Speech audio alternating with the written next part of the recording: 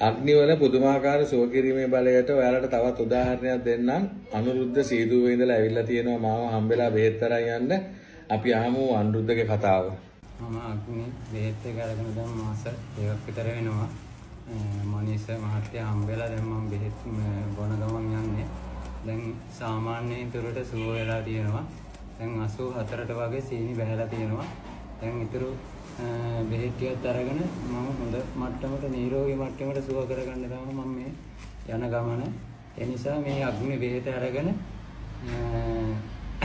ඔය කට්ටියත් සුව කරගන්න. මේ අග්නි බෙහෙත ගොඩක් ලොකු උතුම් ක්‍රියාවක් කරන්නේ. මේ බෙහෙත මාර බලයක් තියෙනවා. ඒ වගේම හොඳ විශ්වාසයක් තියෙනවා මට.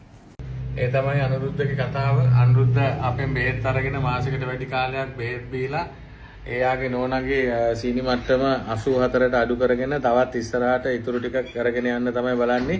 මෙතන තියෙන විශේෂත්වය තමයි අනුරුද්ධගේ නෝනා වකුගඩු ආබාධයකිනුත් පීඩා විඳිනවා.